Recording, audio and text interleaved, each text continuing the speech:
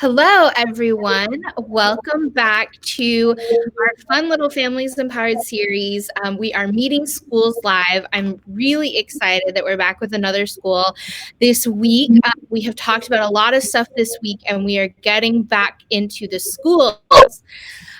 This has been a hot topic, and we're really excited to learn a little bit more about Frank L. Madla Accelerated Collegiate Academy. We've got our principal here, we've got our superintendent and CEO here, so they'll be able to give us some awesome insight.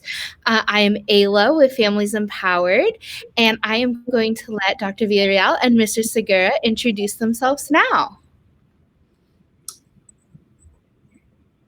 Go ahead. Hi, I'm sorry. So my name is Monica Villarreal. I am the campus at Frank L. Madla Accelerated Collegiate Academy.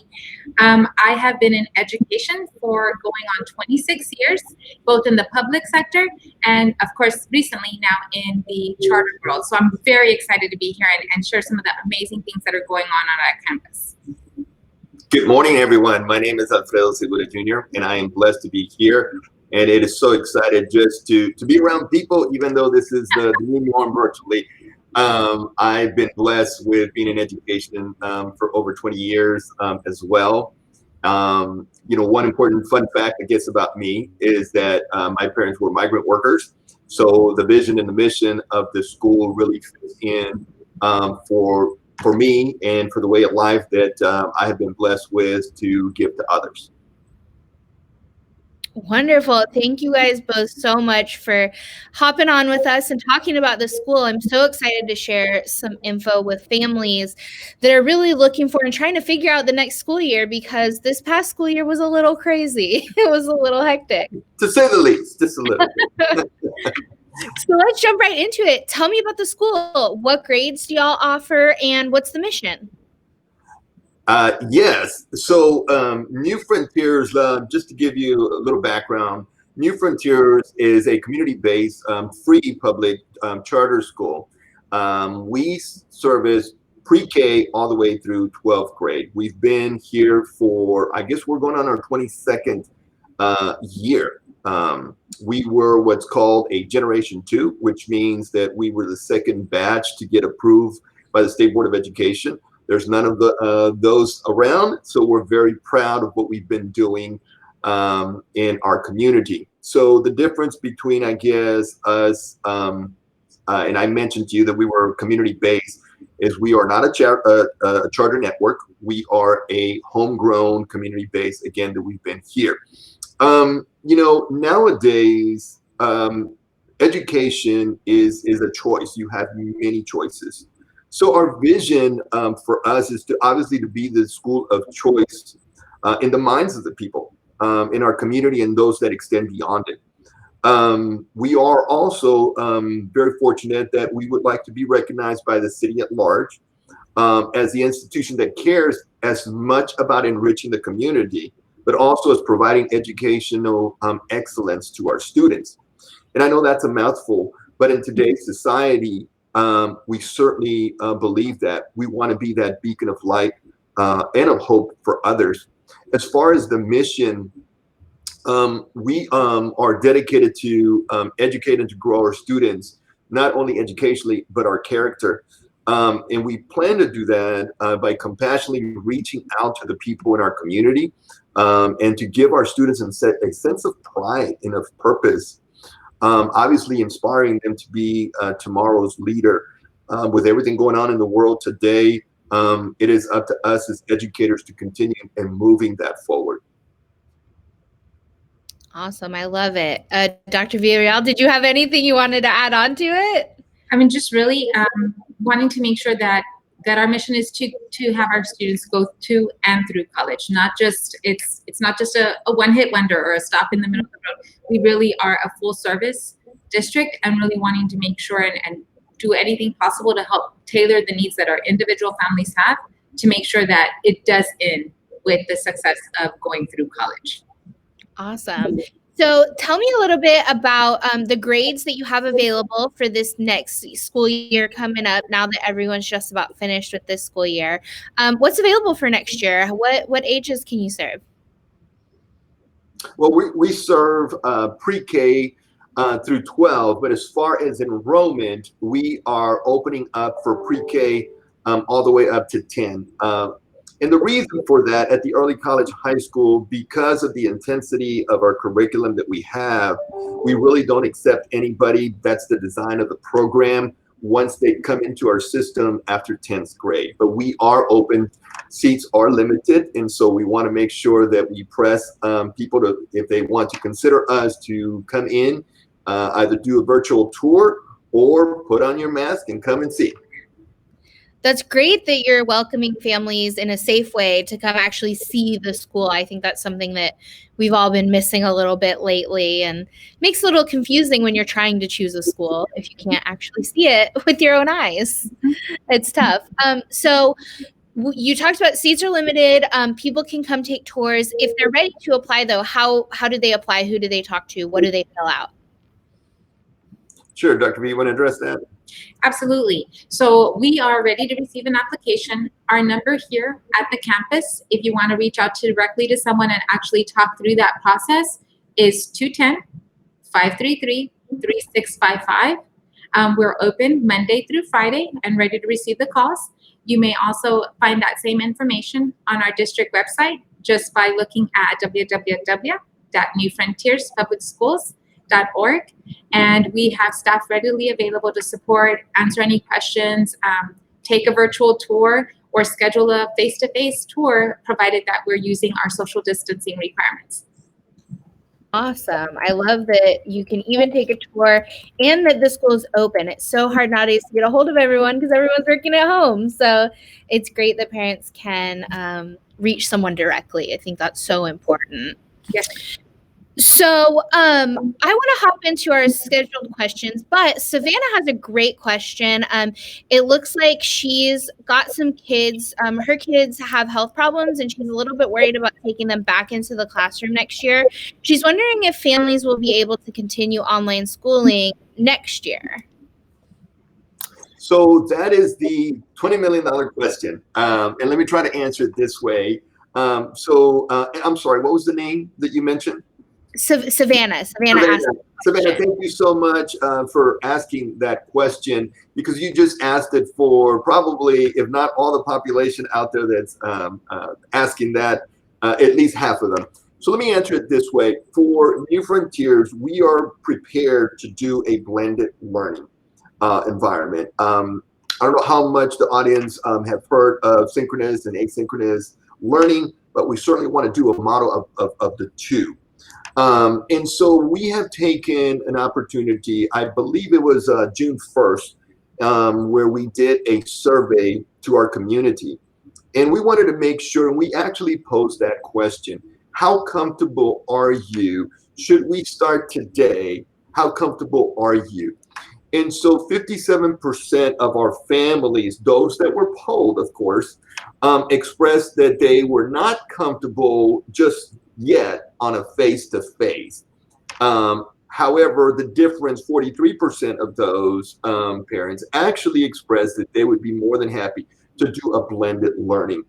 And so we're prepared to do an AM, PM, and I'll let Dr. V kind of talk the details through that. But we're prepared right now to do a blended learning. And parents have really responded. So one of our biggest thing at the district level is we wanted to make sure that we were aligned. So when we do that, we actually have the physical capacity to be able to do that from our current location. Awesome. Yeah. I'd love to hear more about this blended learning and the synchronous and asynchronous. I think it's important for parents. Absolutely. And so as new information is being released by the CDC or the state or TA, our governing board, we're working hand in hand to ensure that at first and foremost priority is the safety, well-being of our students, our families, our community at large, including our staff. And so we have looked at an option that would really support what our community is letting us know right now, that they're not quite ready to bring their students back in full time. And so an A-B schedule, or an A-day and a AM and a PM, would allow us to be able to offer still a blended version of, in the morning, being able to provide services, face-to-face instruction, with still employing all the social distancing requirements that the CDC is setting out. And based on what guidance, we will follow the most restrictive. So even if there's some latitude, again, the safety and health well-being of our students, our families, and to include our staff is important. So half of our students could come in the morning time, receive direct instruction from our certified teachers according to their different grade levels. And then in the afternoon, the same would follow suit, still monitoring and adhering to the social distancing requirements. In the afternoon, a second set of students would come in and be able to receive that instruction. With in mind that we do have families that are still maybe not ready to bring their little ones to school for a variety of reasons. I know asthma seems to be the key one. I keep hearing that one. We're concerned about our children. They have asthma, what that could look like. So we would be offering some asynchronous blended learning, like Mr. Segura mentioned, which would mean that we would have lessons and staff prepared to provide some of those experiences online for our families. See, I think the big takeaway here, Ayla, is that we really, like Dr. V mentioned, we really want to listen to our community, to our parents. You know, this is difficult for all of us, especially even doing an AM and a PM learning structure. There's many factors out there that still need to be talked through. For example, and when I say we're talking about school districts, charters, we're all in this together. We still don't know how all of this is going to get funded and so forth. So there's still many factors out there that we need to bring in, but we are prepared, at least right now, that's the plan that we're moving forward with. Awesome. So let's talk a little bit about what that looked like for families when the pandemic first hit. What did you guys do to really support your families and your students throughout COVID-19 during the last school year? So actually, one of the things that everything happened literally, it felt like overnight. When news hit, we were in the middle of spring break. I think it was Wednesday, maybe Thursday, if not. It was already going on, but hitting here in the United States and in San Antonio in Texas really hit us during spring break time. And so as information was coming out, we weren't directly in schools, that we were able to talk with our students or talk with our families, kind of ease into, okay, what's happening, and assuring them that everything was going to be okay. So when we came back, and after that first initial, we're going to postpone coming back to school, we're going to cancel school for a week, we came back, and what we were hearing from our parents based on our outreach with our students, the efforts that our families and our teachers were making, was that they were just scared and unsure of what was happening. And quite frankly, we were as well. And so before we even started out with direct instruction and academic tasks for our students, we really felt and heard the need from our community that we needed to take care of the individual first. We needed to take care of people. There's a human element. We're just not sending out homework packets and just saying, hey, complete this on Google Classroom. We just wanted to make sure that our families were okay, that they were being taken care of, that they were in a safe place, and that if they needed assistance, that they knew that we were still here for them, even though they might not be in the building, that we were still here for them to provide for their needs. So we started off with social emotional. Our first lessons, our first everything was really tapping into our amazing school counselor, Miss Arshad, rolled out a lesson, trying and testing out different pieces, and it was critical for us to reach out to all of our families, whether it was Facebook, whether it was personal phone calls, whether it was through email. We were compelled to make sure that each one of our families and our students were in a healthy place and in a safe place before we could get them to learn. We needed to take care of those pieces. We surveyed our families, we provided technology devices to families. So we did a rollout like that, similar to other districts. We are already a Google district, so we had the platform set and ready to go for Google Classroom, which was our primary avenue. Granted, it's a little bit different for the little ones. We don't do Google Classroom so much for the little ones. It's maybe not the right platform, but throughout the entire time, and even now, once we're officially on our summer break, the key priority for us is to make sure that we have contact with our families, and that they're still in a healthy place, and that we're reaching out and providing for them the way that we should be, the way that school should be. Wonderful. The other component that we added to that as well is that, just like Dr. B mentioned, the social emotional piece and treating them as individuals, but then also as a collective family, was the meals. And we supported our families with meals because it's so important, even through these crises or times of crises right now. We wanted to make sure that our community was fed. And so that was another thing that we really pushed out. And then just the follow-up, the personal connection that I think that this district provides versus maybe others. Our teachers were very mindful in calling to make sure, how can we support? And again, connecting that piece to the social emotional. Yeah, that's so wonderful to support families in that way through something that was really scary for all of us, I think, and that we're all trying to figure out. So, Dr. Villarreal, you mentioned summer and touching base with parents. Tell me a little bit about any summer programming or work that y'all are doing over the summer to help make sure students are where they need to be academically for the next school year. A lot of parents are concerned about learning loss, and because this was so stressful on students and parents, but also on students. How are we helping? How are y'all helping to make sure that they're prepared for next year? Absolutely. So I couldn't agree with you more that it was a very stressful time for all teachers, parents, everybody. It was a stressful time, and I really want to absolutely commend just the work that our teachers did and our staff, not just our teachers, but our faculty and staff, and really just stepping up to the plate and doing whatever it took. And that continues to be the case. And so while we heard loud and clear from our families that they maybe needed a little bit of a break with the social platforms that we were using, that they absolutely are concerned, just like everyone, I think, is, in making sure that their children don't regress and that they can continue to learn. So we have put together some summer programming options. We're actually getting ready to launch that this coming Monday. It's called the Summer ACA Challenge. So we will be sharing out some pieces that really target our 4 content areas and ensuring that our students that we're giving our parents and our students opportunities to ensure that they're still reaching out to families, that we're working with our teachers to help make sure that those gaps that exist will hopefully be minimized. Now, in addition to that, we are trying very hard to ensure that we broaden our partnerships with our community networks. And so, for example, we do have an early college high school, like Mr. Sewuda mentioned, and the Alamo Community College District, specifically one of their campuses, San Antonio College, is putting on these amazing virtual summer camps. And so we want to also tap into those resources that are readily available in our area to really maximize those efforts, because we know it's a fine line.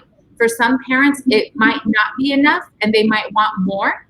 And for others, they really want to be able to have a menu of services and options available and pick and choose the ones that help support their families the best. So we are excited to launch that. We also are tapping into, of course, our San Antonio Public Library. They're offering a wide variety of activities, in addition to some of the recruitment retention efforts that we're really trying to ensure just support the vast needs that families have at this point. Wonderful. Yeah, I love that you've got a variety of programs available for families. I think you hit the nail right on the head. Every kid's going to be different in what they need. So it's good to know that they're supported. So talk about what distance learning looked like for the kids over the last school year. What was a typical day like? Gosh, a typical day, we do service kinder through 8th grade, and so it probably varied greatly. While the needs of what it looked like for a kindergartner was probably vastly different, or was vastly different than what a session looked like for 3rd grade, 5th grade, or even our middle school students. Our teachers really morphed themselves continuously. At the beginning, we saw a huge need to really make sure that not only our students knew how to use Google Classroom and the different platforms, but also provide for our families or parents how to use Zoom, how to use Google Hangout. And so there was a big learning curve, not just here at New Frontiers, but I think across the states and the United States, on how do we all of a sudden go from face-to-face instruction to completely remote instruction. So what happened maybe the first week and second week of just making sure we felt comfortable, students were pretty comfortable, but working with parents to help make sure that they could support the needs of the various children that they had. So we had families that had a kindergartner, a third grader, and maybe even a sixth grader. And so it was not possible for us to have class and expect that parents could support all classes happening at 8 o'clock in the morning. So we maintain a great degree of flexibility, offering staggered schedules, offering synchronous and asynchronous. So not everybody, all learning taking place at 8 o'clock. Some families had multiple devices. We also dealt with internet connectivity, with broadband connectivity. And so we were very flexible even in the afternoon hours that are outside the typical instructional day of meeting and supporting our students. We used probably every platform that other districts use as well. We used, again, Zoom. We had Google Hangouts, trying to create a lot of virtual opportunities. And one thing that helped was really recording those lessons so that if it wasn't, if the time didn't work for a particular family, or if they had those internet connectivity issues and they hadn't been able to log on at that time, that they still had the opportunity to get that lesson and phone in for help and support with their teacher to ensure that the students didn't go without having that opportunity available for them. Wonderful. So, you talked a little bit about how it was kind of different for the younger kids, our, kindergartners and those younger grades to get on Google Classrooms and things like that. What did you guys do to integrate, some of the things that we normally see in the classroom, story time, things like that, at home? Yes. So one of the Zoom has become, I think, everybody's best friend. And so really setting up we had one thing for the little ones is recess is an important part of their day, and seeing other friends. And so being able to create a virtual recess time, even something as simple as that, so that it gave them the social opportunity to engage with peers their age. Now, they might not have been face to face with each other, but it happened virtually. We also had story times that were available. We used our platform on Facebook and our platform on Google Classroom to provide stories. We had even a big part of what we do at Madla is also being able to have student governance. So we didn't want just our teachers to be the ones delivering. We really want to make sure that we empower young leaders and young learners. So we had some of our older students do some readings for some of the younger students as well. Again, recording those pieces on Zoom, on our Google platform to create those opportunities. And those were the content areas, but we also did virtual pieces where we work with the City of San Antonio, the Conservation Society. And so we had a virtual art fair. We were supposed to host, we were supposed to be one of the sites that hosted an art exhibition. Unfortunately, it was supposed to be in April during the time that we weren't able to come back to school, but our students and our staff had worked so diligently, it would have been a shame to not do that. So we had a virtual art show where we showcased some of those pieces. We also had a field day. Again, it was virtual, but we were able to engage. It was just surprising the things that you could do when you thought, gosh, I can't do that. We're not even in school, but let's think a little bit broader. Let's see what other avenues are out there. So we really did try to employ a variety of different platforms to engage with families. And I think it culminated with a Frankel Madla Goodness talent show at the end of the year. So a variety of different platforms that we used. I tell you, it was great to see some of these talented individuals and students that we have. Just to add to what Dr. Varian mentioned, one of the things is we are so blessed to make sure that we have these unique partnerships. What you mentioned right now, obviously, was the partnership with the City of San Antonio Historic Preservation. So thank you and kudos to City of San Antonio Historic Preservation for allowing us to partner. But we've been taking advantage of those partnerships. Of course, the other one is ACCD and Palo Alto College and Pre-K for SA. Wonderful. I love the variety of things you were able to do, a virtual recess, talent show, art fair.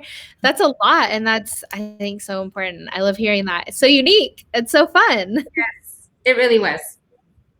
So you talked a little bit about how anytime students or families had problems or they needed to access their lectures after kind of like regularly scheduled hours, they were able to talk to their teacher. I'd love to hear a little bit more about the way that teachers were available and maybe staff, administrators were available to families throughout the last school year when they needed a little bit more assistance.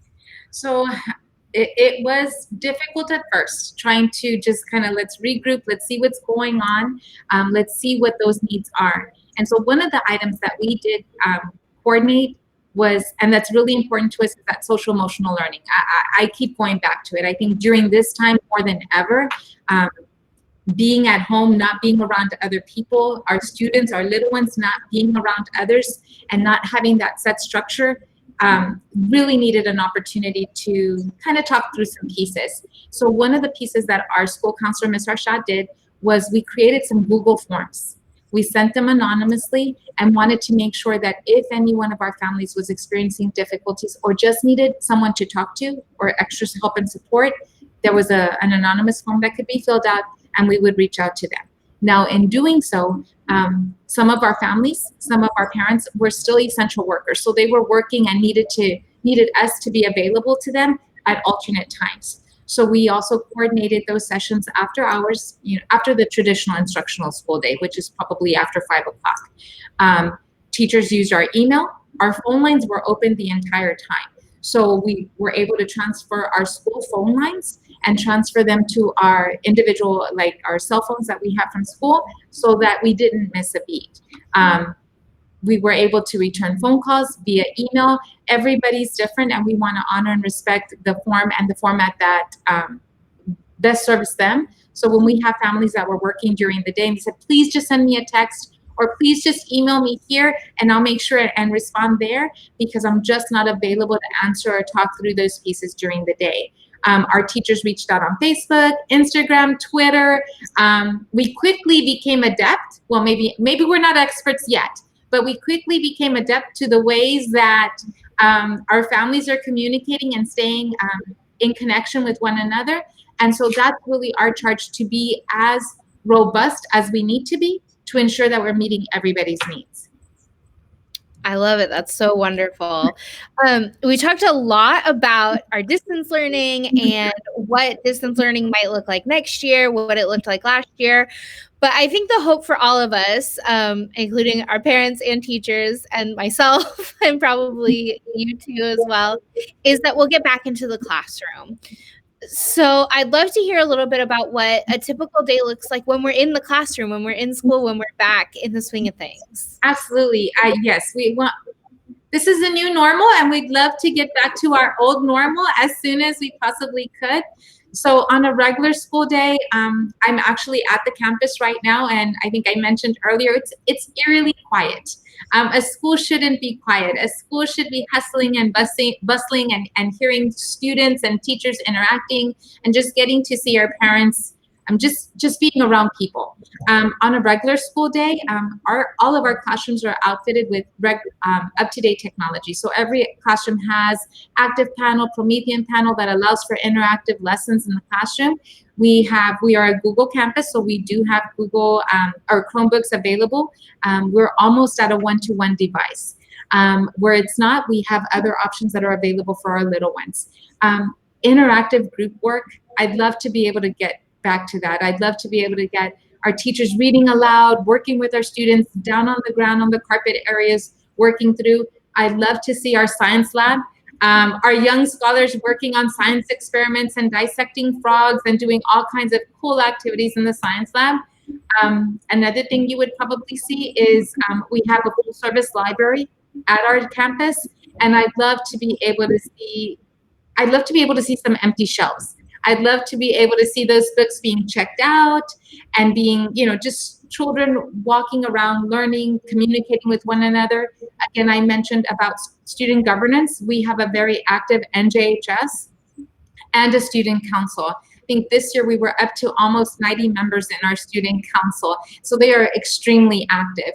And so not seeing them take action and leading and looking for efforts that they're going to push behind is something that we quickly want to get back to. So very tech rich, very much an element of student governance, and just really wanting to get back to growing our young learners as quickly as we possibly can. Wonderful. It sounds so fun and exciting. I know we're all so excited to get back to it as soon as it's safe, right? Yes.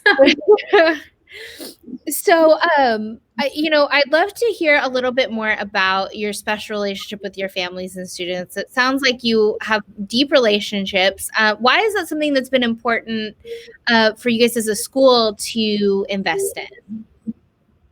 So, as you mentioned, our families are deeply rooted. It gives me great pride that students that are coming to us were once our students.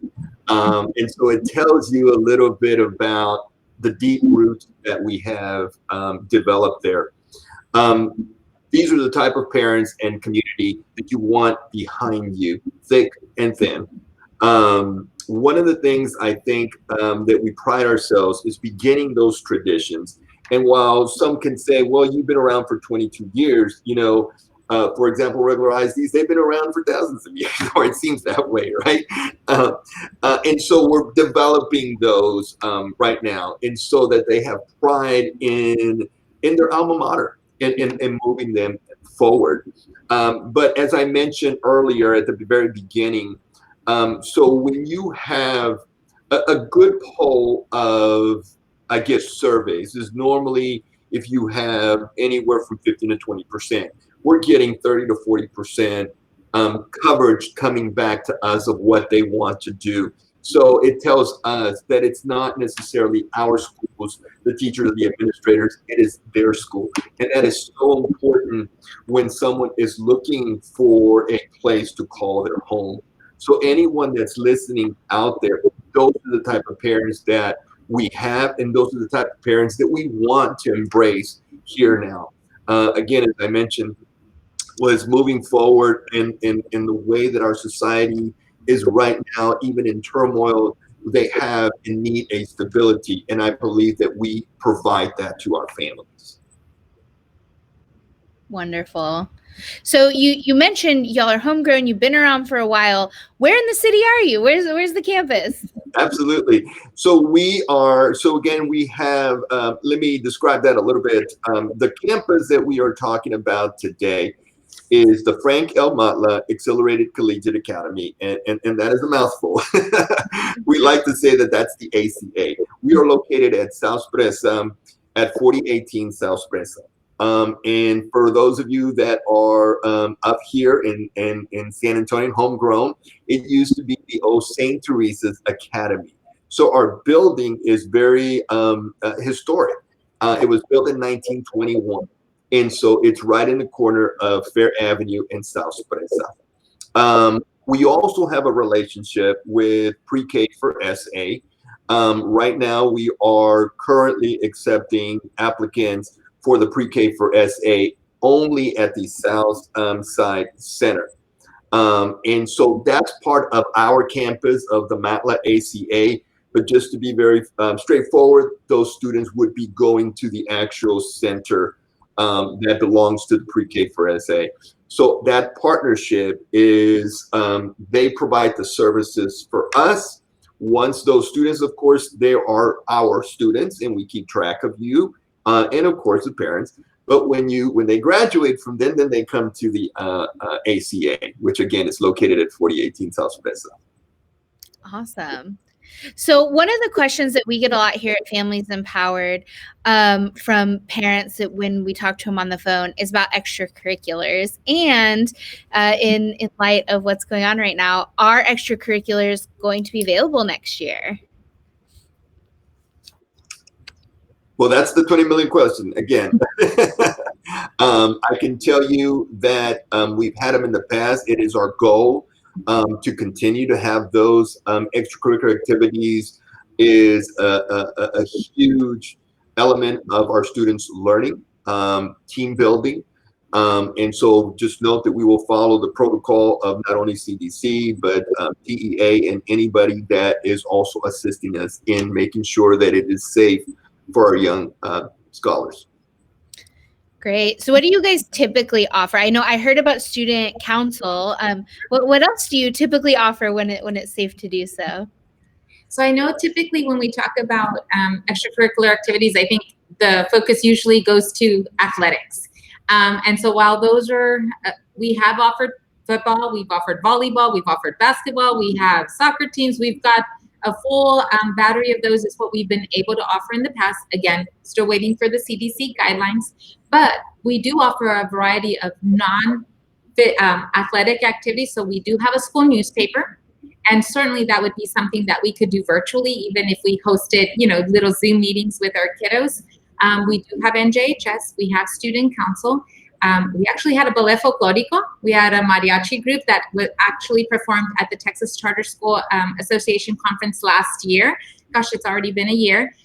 We have a very active choir, and gosh, off the top of my head, we had a Spanish club as well, I believe, because they participated in the Spanish spelling bee that we have here locally in San Antonio, and then I guess goes off into the state.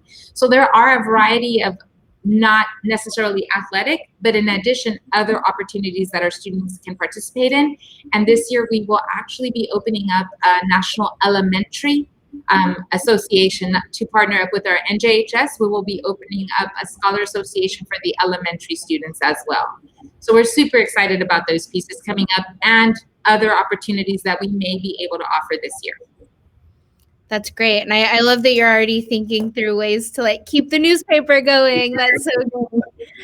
So let's talk a little bit about how you provide support to families in Spanish. That was another question that we got a lot here at Families Empowered. Once everyone transitioned to digital learning, where we had parents calling in saying, I only speak Spanish, my kid's homework is in English, I don't know how to help them, who can I talk to? How do you guys support families that need that kind of assistance? So we do provide, we do have a bilingual program. The structure for our bilingual program is that it's an English as a second language. So we do have teachers certified across all grade levels to provide that instruction. We do have several staff members, myself included, who are bilingual and can support our families, and did in fact support our families. So during the time that we were in remote learning, whether it was myself or the ESL teachers or those teachers that we do have that also are fluent in Spanish, we're able to provide that support to families. Because we are an ESL campus, the actual the workload for our students is in English, so it's English as a second language, but we do have several staff members from our receptionist all the way to myself that are ready and willing to support our families that need that as a primary language support. Perfect. Mm-hmm. So if anyone needs to talk to somebody in Spanish and needs that support, can they just call that 210-533-3655? Absolutely. Our receptionist is bilingual and can help service them. And if they need any more specific guidance or have questions about our curriculum or what other additional programs we offer, I'll be more than happy to talk to that with any parent. Perfect. So I'd love to hear, we're getting a little close on time, but I'd love to hear what makes Franco Madla, the Accelerated Collegiate Academy, what makes it so special? Why should parents take a look at it, take one of these virtual tours, or maybe come in? So I think we have two different perspectives, and I'll share my perspective first because it's global, and then I'll turn it to Dr. V.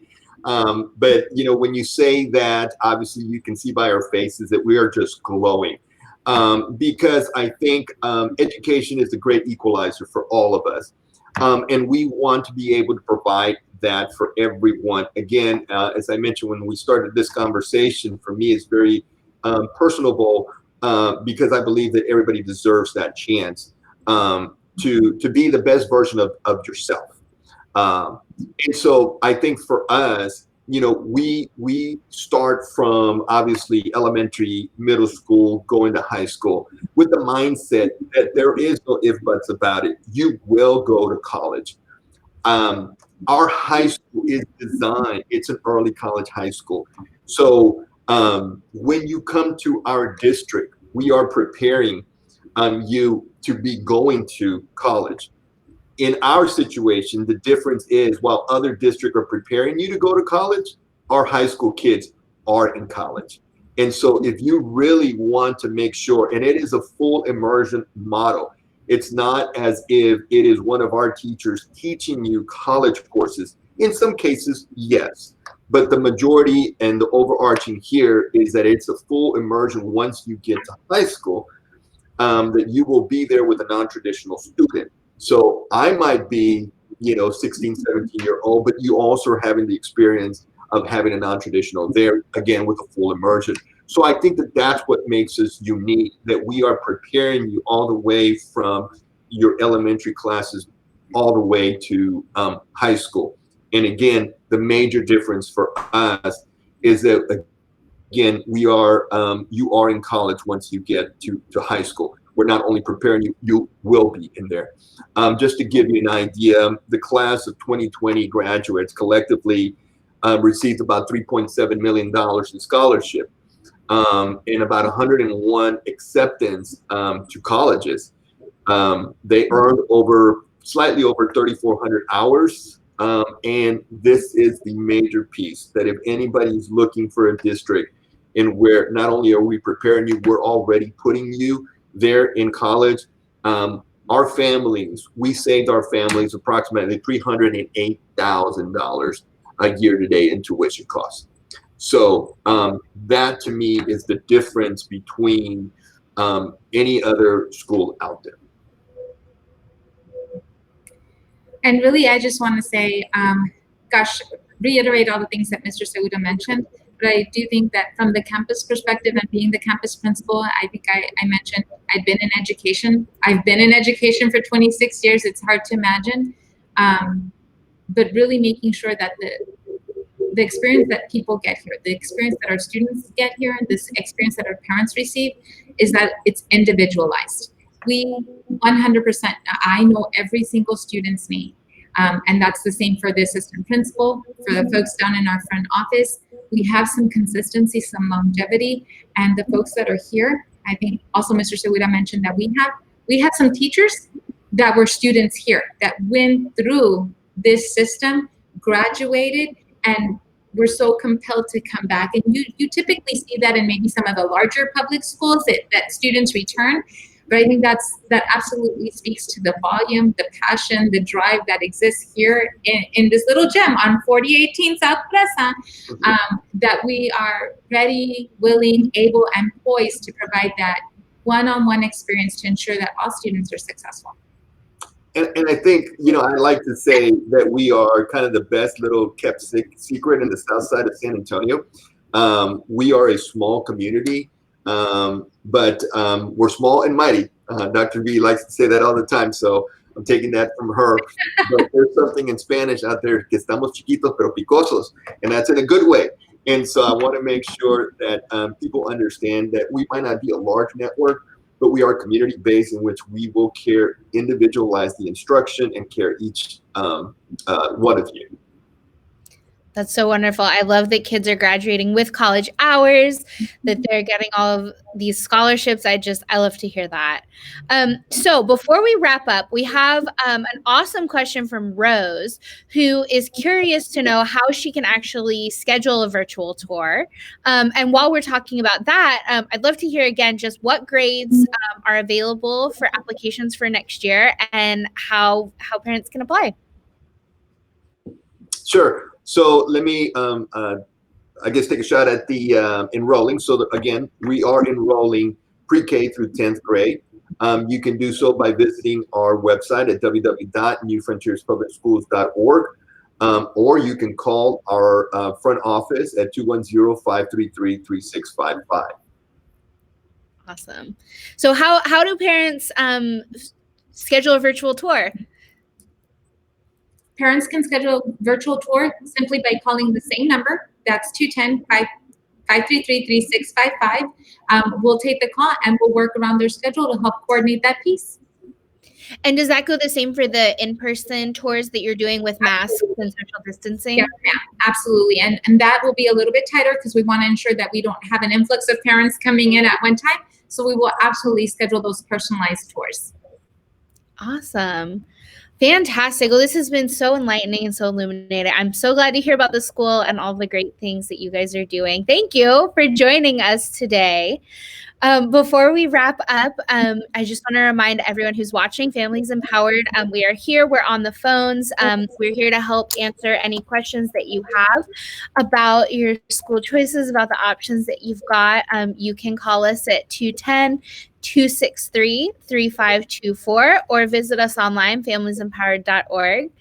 And then just for anyone who missed it, we're going to shout it out one more time to talk to the awesome staff at Frank L. Madla and schedule a virtual tour. Just learn more about what's going on up there. You can give them a call at 210-533-3655 or visit them online at newfrontierspublicschools.org. And all of this info will be in the chat.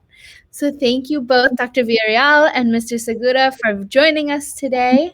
And we will hopefully see you soon in school. And thank you, Ayla, and thank you to Families Empowered for giving us this opportunity. And thank you for everyone listening out there. We hope to hear from you very, very soon. And we are here to receive your students through a blended learning, and whether that is hopefully very, very soon.